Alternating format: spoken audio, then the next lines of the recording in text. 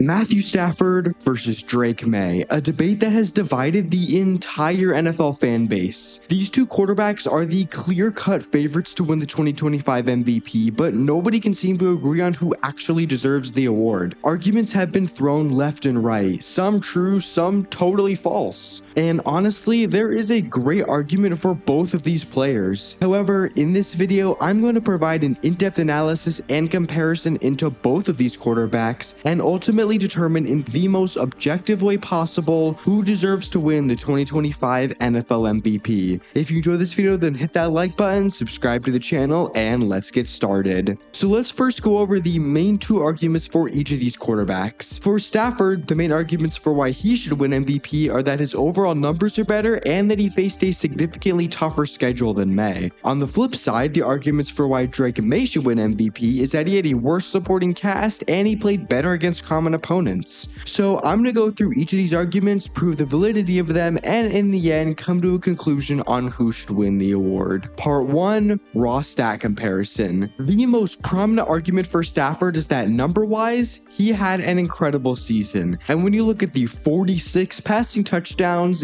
yeah, that's pretty incredible. But looking at the stat comparison for the two quarterbacks, the numbers may surprise you. Drake Maye actually leads in 6 out of the 10 categories here, while Stafford only leads in 3. However, for the categories Stafford does lead in, he leads by a wide margin. Stafford finished with 11 more total touchdowns and had a better big-time throw rate by 2.5%. Meanwhile, while Maye does lead in more categories, the gap between the two is much smaller. The argument that Stafford had a much better season number-wise is simply false, but looking at the comparison, you could argue either way. Do we take the wide margins of Stafford or the narrow victories of Maye? This is the problem I've seen with a lot of NFL fans. They'll see that Stafford had 11 more touchdowns and immediately crown him MVP, or they'll see that Maye had a higher EPA per dropback and immediately crown him MVP. Overall, I'd say that from a pure raw stat perspective, both Stafford and Maye were about equally as good. Therefore, we need to dive into other metrics to truly figure out who should win this award. Part 2, who had a better supporting cast? Just like how the most prominent argument for Stafford was that he had a better season numbers-wise, the most prominent argument for Maye is that his supporting cast was much worse. In fact, it's the reason that CBS named Maye as their MVP. However, and some of you may be surprised to hear this, but this is the single most misleading argument in the entire MVP debate, because it's not even close to true. Looking at the numbers, it's clear that Stafford was the one with the much worse supporting cast. And I know people are going to look at Puka Nacua and Devontae Adams and be like, how could Stafford be in a worse situation when he's got those two receivers? But the numbers are the numbers, and the numbers show that the only area in which Stafford's situation was better than Maye's was the run game, and just barely. Stafford's pass catchers dropped passes at nearly double the rate of Maye's and holding contested catches at nearly half the rate. Plus, Maye's O-line PFF pass block grade was a full 9 points better than Stafford's. Both players obviously had great supporting casts, pretty much all MVPs do, but to say Maye did more with less like CBS did here is simply not true. In fact, it's the other way around. But we can't just crown Stafford MVP right now simply because he had a worse supporting cast. There's a lot more we need to look into. Part 3, schedule comparison. Another big argument in favor of Stafford and against Maye is that Maye faced a significantly easier schedule than Stafford. This has been a big narrative all season and is absolutely true. Now, some of you may point to Bill Barnwell, who made a pretty convincing argument that their schedule difficulty was actually around the same. But rather than using raw numbers, he used rankings, which I firmly dislike because rankings are incredibly misleading. Barnwell argued that because Stafford's average opponent ranked 17th in pass defense EPA and Maye's ranked 20th, that the two face similarly difficult schedules. But you want to know the actual difference in pass defense EPA? 0.045. With an average of 122.52 defensive snaps per game, that's a difference of 5.5 per game. That's a difference between Josh Allen and Jacoby Brissett. That's the difference between JSN and Tyler Lockett. That's the difference between the Broncos defense and the Saints defense. Overall, when you look at the EPA per pass allowed, as well as all other metrics by the opponents of these two QBs, it's clear that Stafford had a significantly harder schedule. I'm not saying Maye had a cupcake schedule, he didn't. And there are some metrics here that are really close, like third down percentage and completion percentage. And Maye's opponents actually led in a couple of metrics as well. But overall, this is probably the most damning argument for why Stafford should win MVP. And considering how close the numbers between these two QBs were, and the fact that Stafford had a worst supporting cast, it's looking like Stafford is gonna run away with this MVP award. But hang on just a minute, because we have one more comparison that makes this conversation a whole lot more interesting.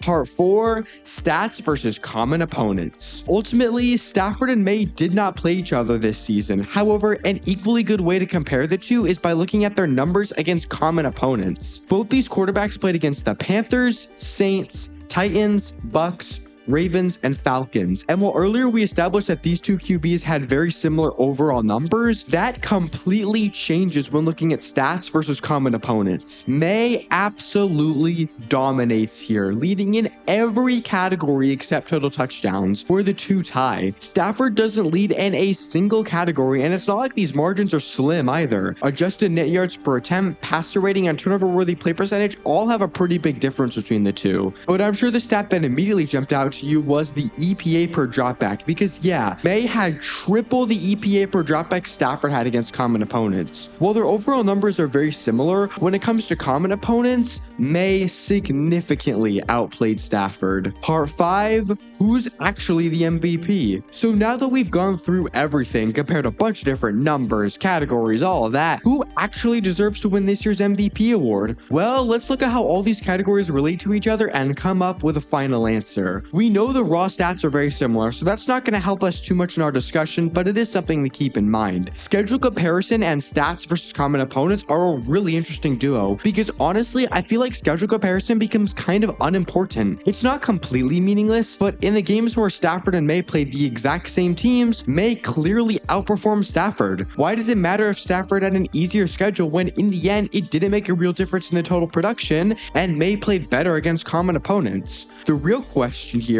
is, does Maye's superior performance against common opponents outweigh the fact that Stafford was dealing with a worse supporting cast? Well, the best way to do that is just combine the two. So here you go, and look at that. While you absolutely cannot say this about the entire season, to say that Drake Maye did more with less in common games is 100% true. While you could still argue Stafford had a slightly worse supporting cast due to the wide margins in drop rate and contested catch rate, the difference between this and the entire season is very noticeable, and it's clear that against common opponents, Maye's supporting cast was not as good as it was the entire season, and yet Maye still well outperformed Stafford in those common games. Therefore, I can officially say, in the most objective way possible, that Drake Maye deserves to win the 2025 NFL MVP. Not only were his numbers comparable to Stafford's, but he outperformed Stafford with a relatively equal, if not worse, supporting cast than Stafford against common opponents. Both of these quarterbacks are very deserving of this award and would probably be the clear-cut favorite in most seasons. But this year, my 2025 NFL MVP goes to Drake Maye. Thank you so much for watching this video. I hope you enjoyed this breakdown. Do you agree with my analysis? Do you disagree? Comment below. If you did enjoy this video, then be sure to like and subscribe, and that's it for me. See ya!